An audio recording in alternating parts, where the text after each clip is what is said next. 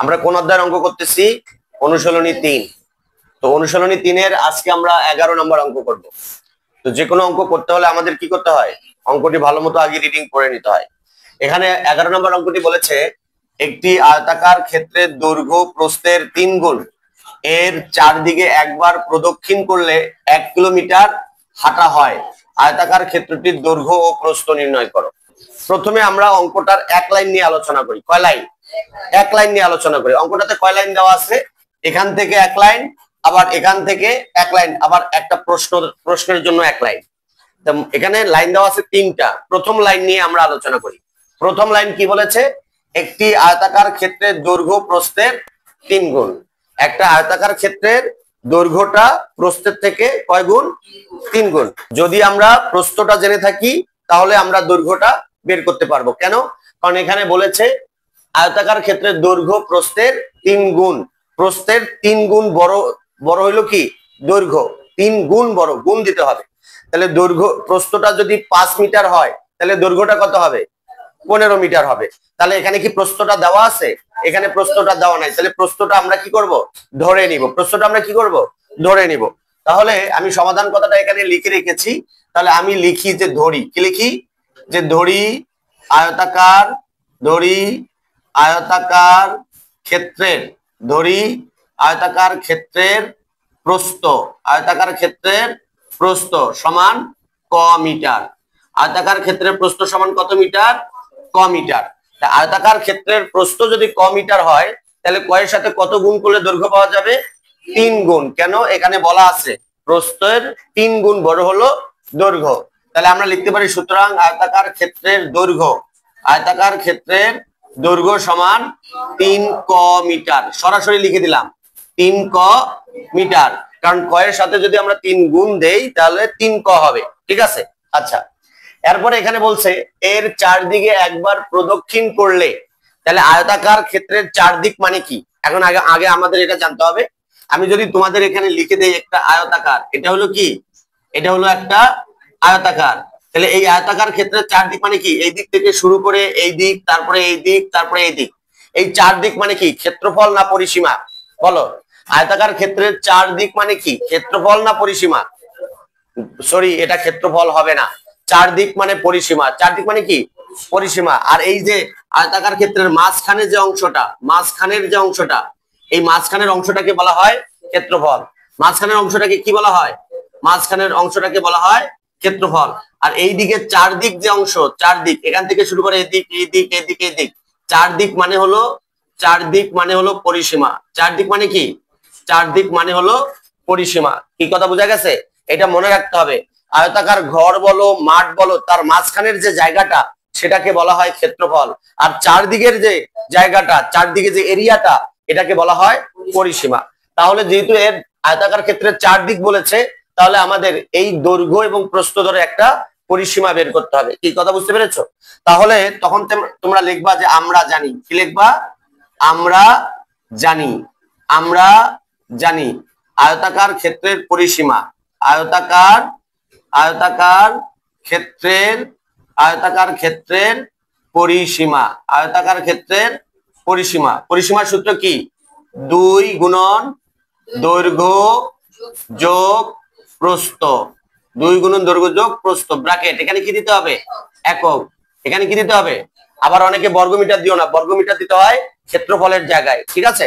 তাহলে এখন আমরা লিখবো 2 গুণন দৈর্ঘ্য কত? দৈর্ঘ্য হলো 3 ক। তাহলে আমরা কত লিখবো এখানে? 3 ক যোগ প্রস্থ কত? প্রস্থ লিখবো আমরা ক, ব্র্যাকেট। একক মানে কি? মিটার। একক মানে কি? এখানে মিটার। এখন আসো 2 গুণন 3 ক যোগ ক, যোগ করলে কত হবে? স্কয়ার বললে ভুল হবে। ওটা হলো গুণন হইলে, গুণ হইলে চলকের পাওয়ার গুলো কি করতে হয়? যোগ করতে হয়। এটা তো গুণ না। এটা ক কে ধরো একটা গরু, ক কে কি ধরবা? একটা গরু। এখানে কয়টা গরু? 3টা গরু। আর এখানে কয়টা গরু? তাহলে 3টা গরু আর একটা গরু যদি যোগ করি তাহলে কয়টা গরু হয়? 4টা গরু হয়। তাহলে আমরা এখানে কত লিখবো? 4 ক, 4 ক।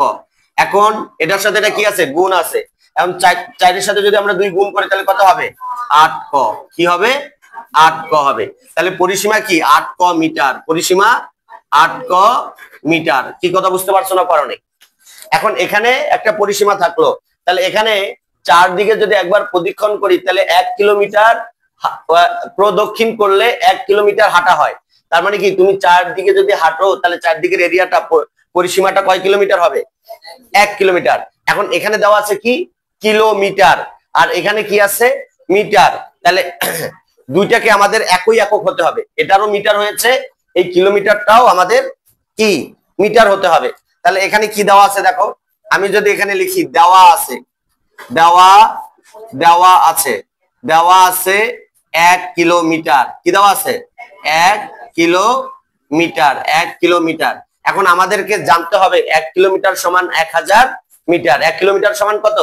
তাহলে আমরা নিচে এখানে সমান দিয়ে অথবা এইদিকে লিখতে পারি 1 কিলোমিটার সমান 1000 মিটার। 1 কিলোমিটার সমান 1000 মিটার। এখন আমরা কি লিখতে পারি? এখন আমরা লিখতে পারি প্রশ্ন মতে, কি লিখতে পারি?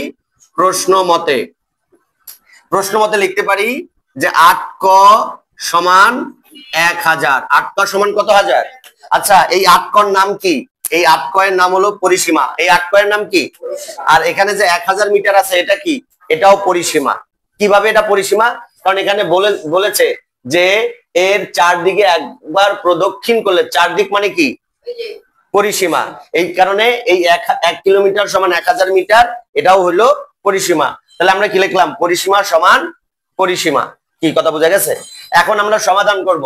ক এর সাথে 8 কি আকারে আছে? গুণ আছে, তাহলে 8 ওপাশে গিয়ে কি হবে? ভাগ হবে। তাহলে আমরা লিখব বা ক সমান 1000 ভাগ 8। সুতরাং ক সমান, এখন 1000 কে যদি আমরা 8 দিয়ে ভাগ করি তাহলে কত হবে? 125। কত হবে?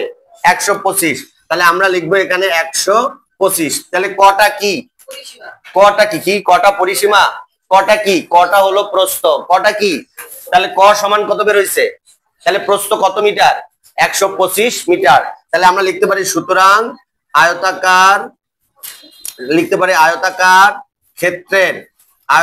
ক্ষেত্রের প্রস্থ, আয়তাকার ক্ষেত্রের প্রস্থ ক সমান 125 মিটার। 125 মিটার। তাহলে এখানে প্রশ্নটা বলেছে আয়তাকার ক্ষেত্রটির দৈর্ঘ্য এবং প্রস্থ, প্রস্থটা অলরেডি বের হয়ে গেছে। তাহলে প্রস্থ যদি 125 মিটার হয় তাহলে দৈর্ঘ্য কত হবে? কারণ দৈর্ঘ্য হলো 3 ক, অর্থাৎ প্রস্থের সাথে কয় গুণ? 3 গুণ। তাহলে আমরা লিখবো সুতরাং আয়তাকার ক্ষেত্রের দৈর্ঘ্য, আয়তাকার ক্ষেত্রের দৈর্ঘ্য সমান 3 ক মিটার। 3 ক, 3 এর সাথে ক কি আকারে আছে? গুণ। কারণ ক কত? ক মানে হলো 125 মিটার। তাহলে কত হবে? 375 মিটার। 375 মিটার। তাহলে দৈর্ঘ্য হলো 375 মিটার এবং প্রস্থ হলো 125 মিটার। বুঝছো না বুঝো নাই? শিওর বুঝতে পেরেছো? হ্যাঁ, এই বুঝতে পেরেছো? আমার ছাত্রছাত্রীরা নাকি বুঝতে পেরেছে। আপনারা যদি বুঝতে পারেন তাহলে শেয়ার করে অপরকে শেখার সুযোগ করে দিন এবং ফটো দিয়ে পাশে থাকুন। Thank you very much. আসসালামু আলাইকুম।